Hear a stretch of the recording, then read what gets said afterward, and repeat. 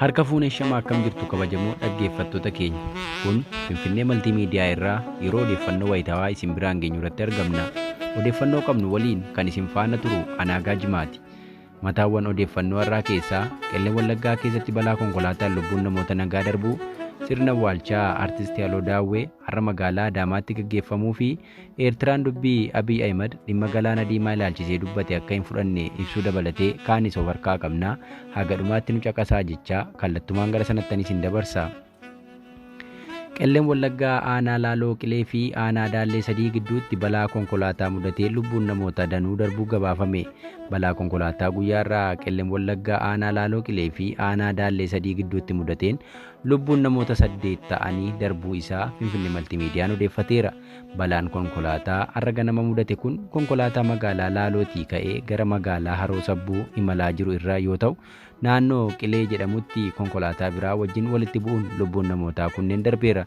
Namoota lubbuun darban keessaa ol adeemtotaa fi dargaggoonni akkasumas shamarran hedduun akka keessatti argaman kan odeeffanne yoo ta'u, miidiyaalee hawaasaa irraan gadda guddaan itti dhaga'amu hawaasni Oromoo walii qoodaa jira. Gaaga'ama kanaan lubbuun namoota 8 yoo darbu namoota 4 irra miidhaan cimaa dhaqqabu odeeffanneerra. Oromiyaa kutaalee hedduu keessatti balaan konkolaataa irra deddeebiin mudata. Rakkoo konkolaachisaan uumu saffisa humnaa oliin deemuun irra deddeebiin balaan mudata. Rakkoo balaa konkolaataan dhaqqabu ittisuuf dhiibbaan mootummaan taasisu laaffachuunis irra deddeebiin miidhaan akka dhaqqabu taasisaa jira jechuun komiin dhaga'ameera. Gabaasa itti aanee qabnuun sanbata darbee du'aan addunyaa kanarraa kan boqotte Artiist Yaaloo Daawwee sirni awwaalchaa ishee har'a gaggeeffamee jira. Dhibamtee yaalamaa kan turte Artiist Yaaloo Daawwee sanbata darbee onkoloolessa 14 bara 2023 lubbuun darbite. Sirni awwaalchaa ishees bakka artistoonni Oromoo jaallattoonni ishee argamanitti har'a magaalaa Adaamaatti gaggeeffamee jira. Artiist Yaaloo Daawween artistii gameettii Oromoo Dirree Dhaawaa ganda baadiyyaa bakka addaa Awwaallee jedhamutti bara 1954 dhalattedha. Umurii ishee waggaa ijoollummaan bara 1968 baandii biiftuu biyya keenyaa jedhamutti makamuun weelluuwwan ishee jalqabaa mata duree Oromoon fardaan dabaalee fi bishaan laga harree abbee abbaa kiyyaa fi kanneen biroo hojjechuu dandeesseetti. Artistii gameettiin kun sirboota qabsoo fi jaalalaan albaamota hedduu dhuunfaan hojjechuu akka dandeesse seenaan ishee agarsiisa. Lubbuun darbuu artistii kanaa ilaalchisuun hawaasni Oromoo hedduun miidiyaa hawaasaan gadditti dhaga'amuu ibsataa jirani. Weellistoonni Oromoo hedduun dhibamanii baroota as dhiyoo irra deddeebiin lubbuun isaanii darbu dhaga'ama. Gabaasaa itti aanee qabnu namoo du'aan boqochuu artistii weellistuu Yaaloo Daawwee kana ilaalchisuun ABO'n ibsa kenneera. Du'aan boqochuu artistii fi qabsooftuu Oromoo Artiist Yaaloo Daawwee yeroo dhageenyutti gaddi keenya akkaan ulfaataadha kan jedhe jaarmiyaan siyaasaa Oromoo kun Artiist Yaaloo Daawwee qabsoo bilisummaa Oromoo keessatti qooda irraa eegamu baataa turuu ishee eeree jira.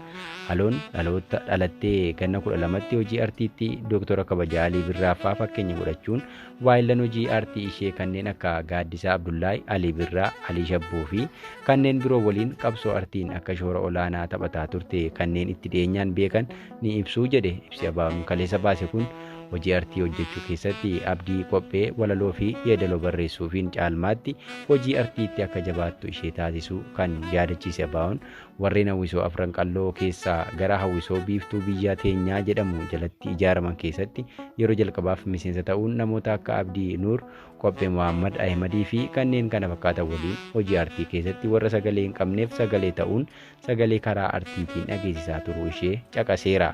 Yaaloo Daawwee sirboota ishee wallee warraaqsaaf aadaatiin kan beekamtu dubartoota Oromoo urjilee qabsoo bilisummaa Oromoo keessaa mul'atan warra seenaa ifaa fi mul'ataa hojjetanii darban keessaa nama tokko ta'uudhaan jaarmiyaan siyaasaa Oromoo jajateera. Qooda qabsoo ishee irraa eegamu baachuun wareegama qaamaa qalbii hanga wareegama lubbuutti of kennuun qabsaawaa turte jedhe. Addatti afaan artiin bara jireenya ishee keessatti artiist bilisummaa fi walabummaa jechuun gabrummaa balfitee ejjennoo hin daddaaqamneen qabsaawaa turte gootittii seenaa mul'ataa fi ifaa hojjettee darbitedha jechuun cimina Yaaloo Daawwee ragaa ba'eera. Odeessa itti aanee qabnuun ammoo Salaalee aanaa garaagaraatti humnoonni mootummaa uummata nagaa irratti lola bananiin miidhaan lubbuu namaa fi qabeenya irra gahaa jiraachuu dhaga'ameera. Aanaalee warra Jaarsoo, Dagama, Bootee fi dharraa keessatti waraanni mootummaa lola waraana bilisummaa Oromoo waliin gochaa jiru qabata godhachuudhaan uummata nagaa irratti meeshaa gurguddaa fayyadamuun haleellaa raawwachaa jira jedhu jiraattonni. Haleellaawwan sanbattan lamaan darban godhamaniin lubbuun namoota nagaa hedduu darbuu himan. Sanbattan lamaan darbee gandoota akka Leellisaa Alii, Dooroo, Baay'ee Gullallee, Tulluu Milkiitti namoonni nagaa hedduu ajjeefaman jedhu maddeen keenya. Midhaan ooyiruu irra jiru bakka tuulameetti gubachaa jira kan jedhan uummanni yeroo oomisha walitti qabachuu malu kanatti oomisha sassaabbachuu akka hin dandeenye illee gabaafamee jira. Kana malees uummanni godinichaa daangaa naannoo Amaaraa irra jiru hidhattootaa fi finxaaleeyyii naannoo Amaaraatiin haleelamaa jiraachuu maddeen gabaasaniiru. Itoophiyaan ulaa galaana diimaa argachuuf gaggeessitoota dhimmicha ilaallatu waliin mari'achuuf fedha qabaachuu dubbattus Eertiraa yaadicha akka hin fudhanne eerte. Tibbana walgahii mana maree ministeerotaa irratti muummeen ministeera Itoophiyaa Abiyyi Ahimad ulaa galaana diimaa argachuuf waraanaan alatti waan irraa eegamu raawwachuuf akka jiru hime.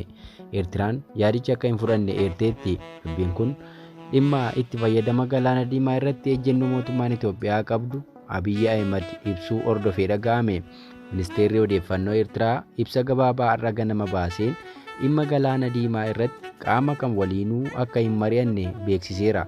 Ministeerichi ibsa isaa kanaan dhiyeenya kana waa'ee qaamolee bishaanii fi karra galaanaa irratti wanti jedhamee fi dubbatameera jedhaman baay'eedha kan jedhe.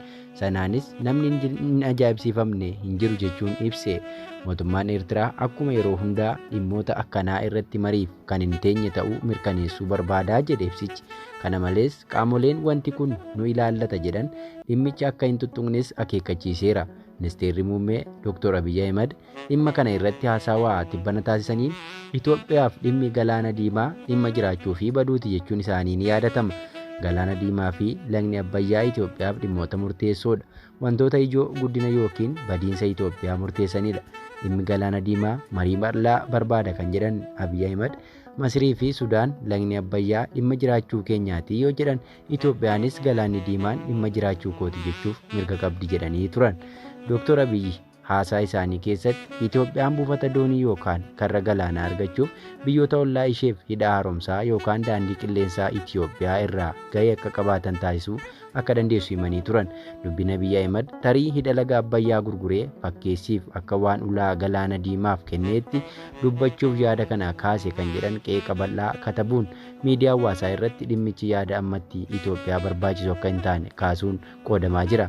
Ulaa galaanaa gaafachuun gaarii ta'uu himuun isa kan dursu nageenya biyyattii bakkatti deebisuu akka ta'e caqasameera. Mootummaan Itoophiyaa PP'dhaan durfamu tooftaa umurii dheereffannaa hawaasa of waliin hiriirsuuf jechoota akkanaa kan fayyadamu ta'uu isaa kanneen akeekanis danuudha. Kaawwan ammoo dubbiin Abiyyi Ahimad Itoophiyaatti diina baay'isaa jechuun miidiyaalee hawaasaa irratti osoo barreessanii argama. Gabaasa keenya birootiin dursitoonni waraanaa Burkina Faasoo dhiyeessii elektirikii dabaluudhaaf annisaa niwukilaraa ijaaruuf Raashiyaa waliin waliigaltee mallatteessaniiru. Humni waraanaa biyyattii erga biyyoota warra lixaa hedduu waliin wal dhabdee booda Raashiyaa waliin machummaa cimsateera. Gareen waraanaa kun erga bara darbee aangoo qabateen booda deeggarsa dinagdeef waraanaatiif Raashiyaatti fuula galagalfate. Burkina Faasoon biyya addunyaa irratti dhiyeessii ibsaa xiqqaa qaban keessaa tokko yoo taatu, uummata biyyattii keessaa parsantii 21 qofatu ibsaa argata. Waliigaltee haaraa Raashiyaa waliin taasifame dursaan waraanaa Burkina Faasoo Kaapiteen Ibraahim Tiraawore baatii adoolessaa keessa yaa'ii dureewwan Afrikaa Moskootti ta'ame irratti marii pirezidaantii Raashiyaa Puutiin waliin taasisan kan hojiirra oolchedha. Kaapiteen Ibraahim Tiraaworeen pirezidaantii Puutiin Burkina Faasoo keessatti akka dhaabbata annisaa niwukilaraa dhaabuun gargaaraniif gaafataniiru. Kunis biyyattii fi kanneen ollaatti argaman fedhii annisaa isaanii akka guutu dubbatame. Yeroo sanatti nuti fedhii annisaa olaanaa qabnaa.